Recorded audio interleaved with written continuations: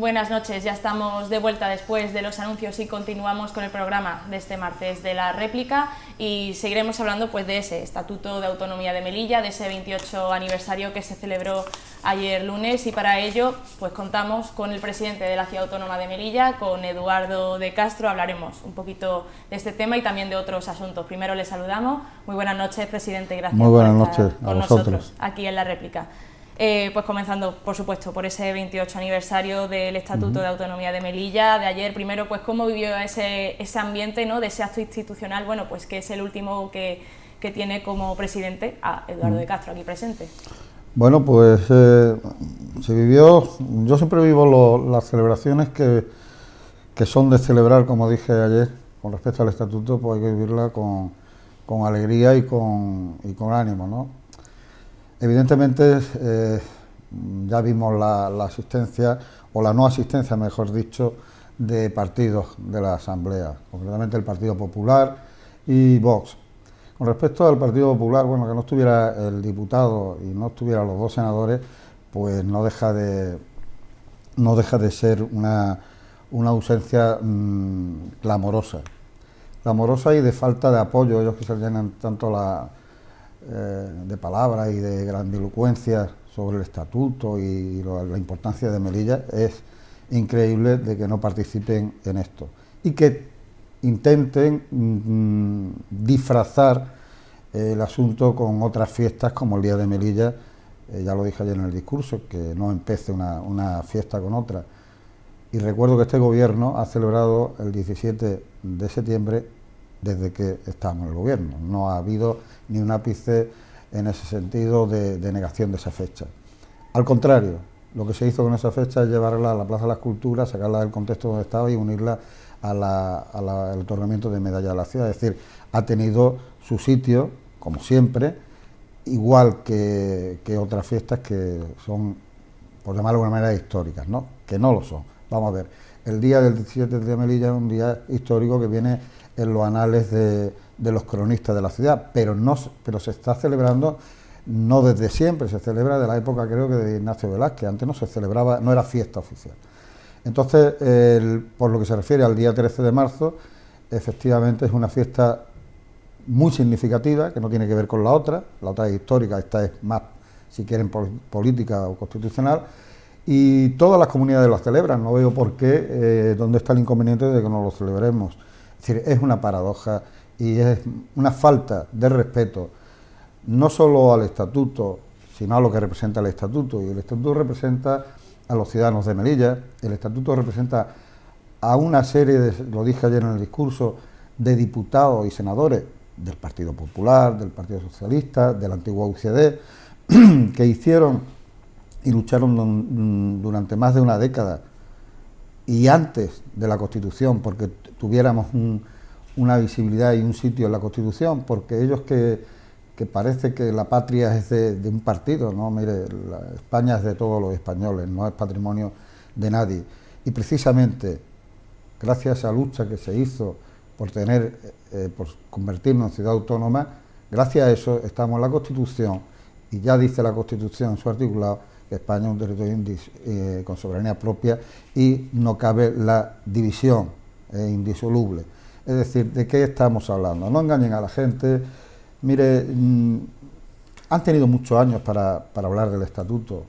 Yo llevo hablando del estatuto desde que llegué y hablando de la reforma desde que llegué.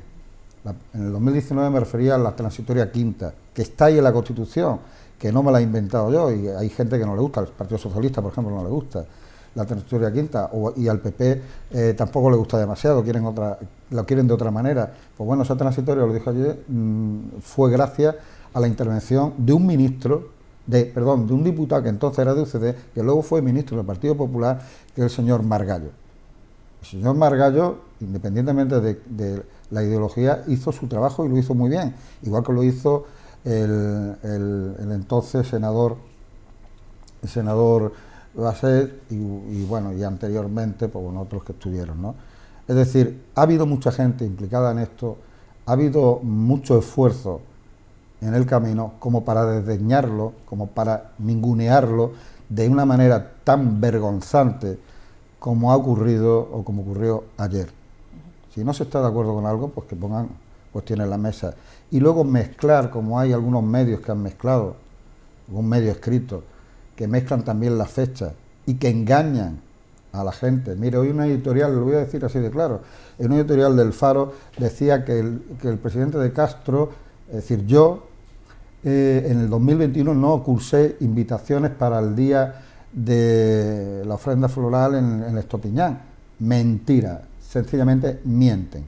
Siempre se han cursado invitaciones. Otra cuestión es que el Partido Popular, como siempre dando la nota, pues hizo un homenaje alternativo, es más, un cuarto de hora antes del oficial. Se invitó, como no puede ser de otra manera, a todo el mundo. Así que no engañen a la gente. Yo comprendo que hay personajes, por decirlo de alguna manera, que parece que tienen una obsesión con mi persona, que se olviden de esa obsesión y que hagan su trabajo, que es informar de forma veraz, no de forma interesada y de forma partidista, ¿no? Porque luego van de independientes, de que no están con ningún partido. Mira, están con un partido y están con un señor que pretende, y ojalá no lo consiga, volver al escenario, volver al sillón. En su discurso, pues habló ayer, lo ha hecho también en otros discursos institucionales, de sumar y de no restar en Melilla. No solamente conforme a la ausencia, a quienes asistieron y a quienes no en el acto de ayer, en cuanto a la reforma del Estatuto de Autonomía, no sé cómo ve pues el panorama político en la ciudad pues para establecer esas negociaciones para esa reforma del Estatuto. ¿Ve esa división ahí? Mire, es que aquí también hay que aclarar algunas cosas. Parece que la reforma del Estatuto, todo el mundo habla de la reforma del Estatuto, la gente es muy, entre comillas, muy valiente. Mire, yo del Estatuto he leído algo y no me atrevo a hacer afirmaciones ninguna. Sin embargo, hay gente que ni siquiera se lo ha leído y está haciendo afirmaciones. Mire, la reforma del Estatuto no es reformar, como dicen algunos, reformar para poder elegir a diputados no electos. Nadie ha dicho eso. El Estatuto es más amplio. Ni el Estatuto, como dicen otros, no es necesario tocarlos porque es suficiente reformar leyes nacionales. Ni una cosa es verdad, ni la otra tampoco. Es decir, el Estatuto no se puede reformar o no se va a reformar con lo que pretenda ningún grupo político de la ciudad, solamente porque es una cuestión que muy compleja. Estamos hablando de una ley orgánica. La ley orgánica para cambiarla hace falta cambiarla en el Congreso por mayoría absoluta o mayoría cualificada, dependiendo de los temas. O sea, no es tan sencillo. Lo único que podría hacer la ciudad es, de alguna manera, hacer una proposición de ley para que se modifique alguna parte del estatuto, pero bueno, eso sería una propuesta que tendría que ir al Congreso, que podría ser admitida o no, y al final no lo decide Melilla, lo decide el Congreso, como no puede ser de otra manera. Es decir, están desinformando, están mal informados, y para eso tenemos, ayer se hizo un homenaje también un reconocimiento, perdón, a un funcionario que es el que más sabe de todo esto, no en Melilla, sino en toda España. Y bueno, y evidentemente no se está diciendo toda la verdad, se está mezclando con la sentencia del Tribunal Supremo, con que cambió la forma de elegir a los diputados. Mire, esa sentencia es una sentencia del Tribunal Supremo que tampoco se va a cambiar porque cambiemos el estatuto tan fácilmente. En esa sentencia también tengo que decir que de los cinco miembros del tribunal, 2, el presidente y un vocal, dijeron que no estaban de acuerdo, y 3 dijeron que sí, haciendo a la hora de votar. Tampoco fue por goleada, fueron 3 contra 2. Es decir, que todas esas cuestiones están ahí, pero no tienen nada que ver. Bueno, tienen que ver, pero no impide que se pueda modificar el estatuto en cuestiones básicas, no solamente en ese artículo 16.2 al que se refiere tanto CPM como el PSOE en sentido contrario, y el PP. Es decir, unos dicen que se reforme, el PSOE dice que no. No pensemos que el estatuto solamente es un artículo. El estatuto tiene mucho más camino. Debemos al que toque, reformar en aquello que nos convierta en una ciudad con más seguridad jurídica, y más en los tiempos y las relaciones que tenemos. Es decir, esto no es tan sencillo, pero que hay que hacerlo, sí, que debería haberse hecho hace tiempo también, que no se ha hecho esta legislatura, bueno, sí, por mí desde luego no será porque no lo he dicho, y que no venga ahora el Partido Popular diciendo que es que ahora decimos, oiga, ustedes han estado 20 años y no han hecho absolutamente nada con respecto al estatuto. Anteriormente, que teníamos a su compañera de gobierno, Dunia Al-Mansuri, pues comentaba que evidentemente es un trámite complicado y que habría que pactar no solamente aquí en Melilla, sino también claro, fuera. Entonces también hablaba de que el siguiente paso sería pues convocar una comisión, y hablaba de que había una estimación de 2 semanas para hablar de esto, de esta reforma. Entonces, no sé qué información tiene usted o qué debería hacerse. No sé qué comisión. Una comisión, bueno, hubo 2 propuestas, 2 mociones que se fueron retiradas. Es decir, no sé a qué comisión está refiriéndose, una comisión yo creo que no tengo conocimiento de esa cuestión. No sé si se ha hablado dentro del seno del gobierno local. No se ha hablado nada. No, de ninguna comisión se ha hablado. Y para usted, ¿cuáles serían esas competencias? ¿Cómo se debería reformar ese estatuto? Ya ha comentado que es una cosa complicada, pero para tener mayor seguridad jurídica aquí en Melilla, un ejemplo, ¿qué se debería cambiar? Bueno, es que no se puede hablar de un cambio legislativo de tal magnitud. Primero, como usted ha dicho, y como ha dicho Dunia Al-Mansuri, si no hay un consenso de aquello que queremos cambiar.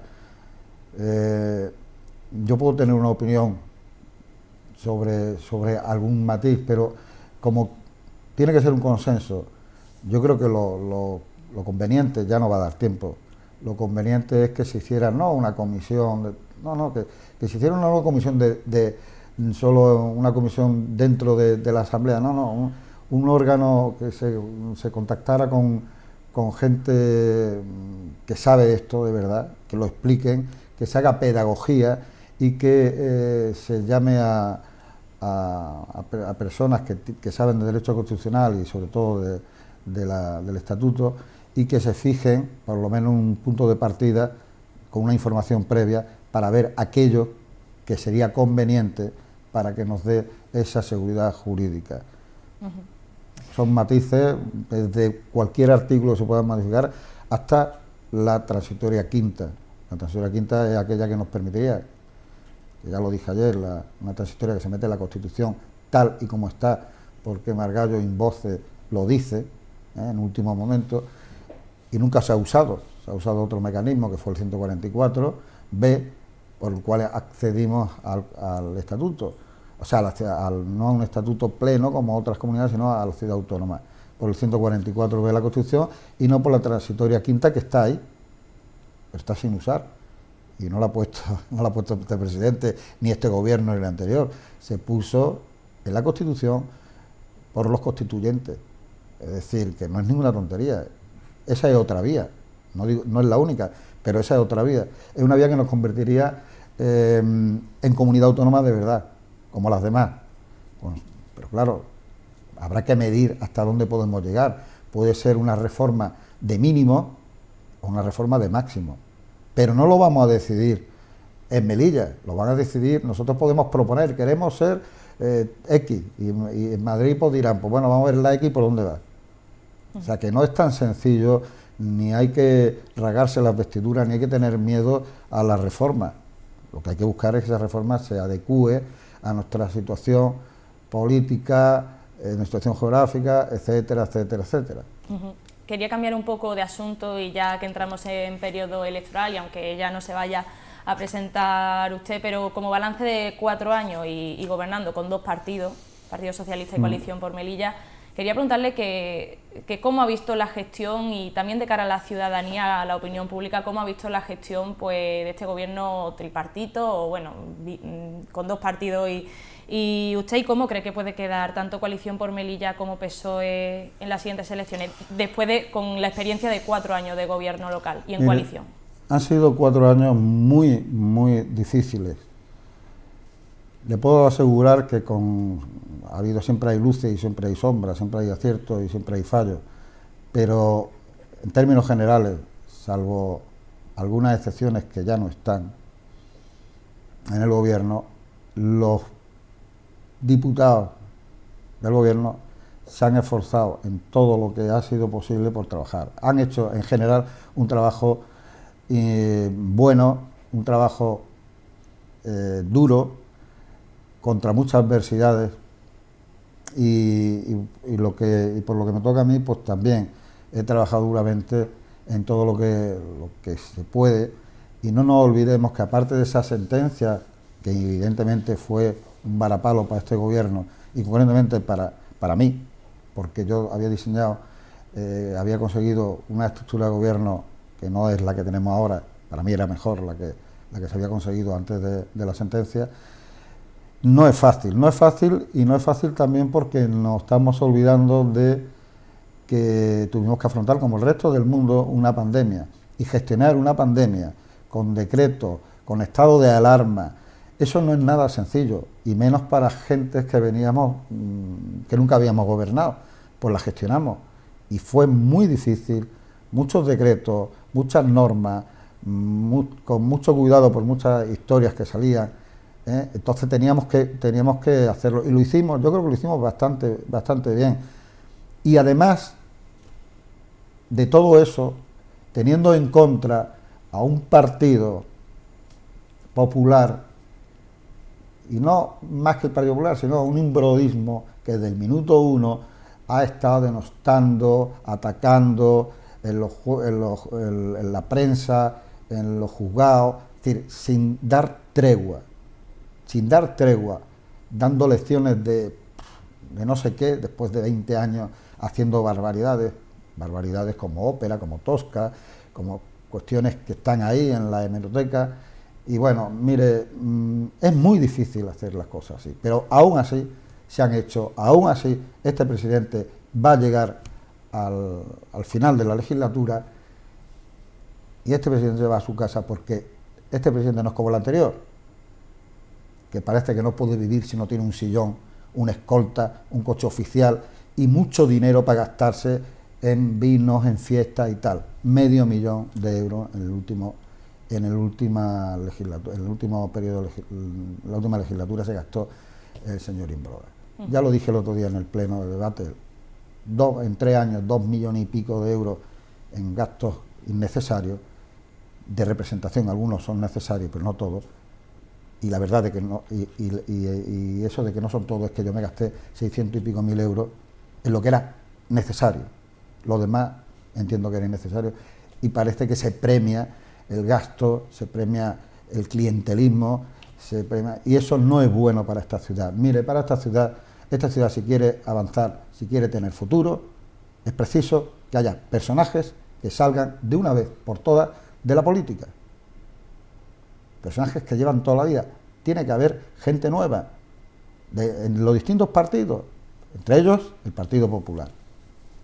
Entiendo, bueno, y lo ha comentado varias veces, que no sea Juan José Imbroda, lo que pasa es que ya, pues, como presidente del Partido Popular... Yo creo que si hubieran cambiado, hubieran buscado otras caras, no solo de Juan José Imbroda, el señor Marín, el señor Quevedo, gente que llevan toda la vida ahí, y hubieran buscado. No me creo que en esta ciudad no haya gente, no ya digo más joven, que también, que esté incapacitado y que voten al Partido Popular, claro que la hay. Otra cosa es que no les dejen esa alternancia, que es buena, o sea, no hay que amarrarse al sillón. Mire, yo soy la prueba evidente de que no hay que amarrarse, ¿no? ¿Ve que habrá voluntad de realizar pactos? Pues, seguro, es que si no, no van a gobernar.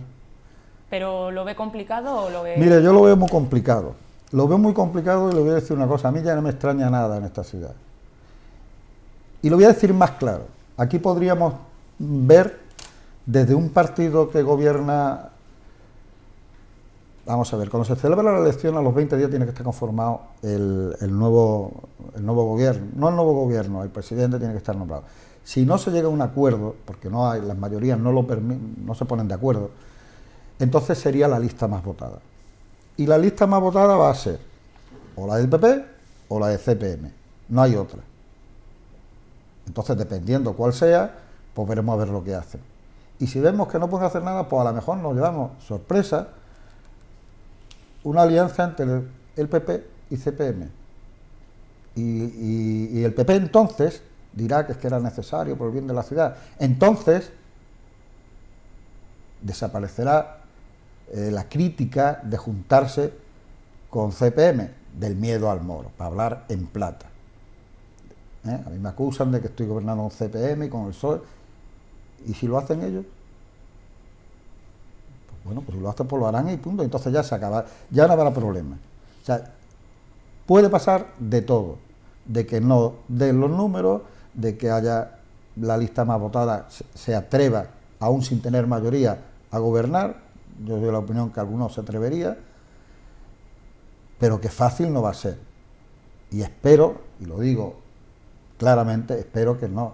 Digo lo mismo que dije en 2015, lo mismo que dije en 2019. Con mi voto no será presidente de esta ciudad ni el señor Imbroda, ni el señor Mustafa. Mustafa Aberchán en el 19 tuvo la gallardía de coger y apartarse, y hay que reconocerlo, se apartó.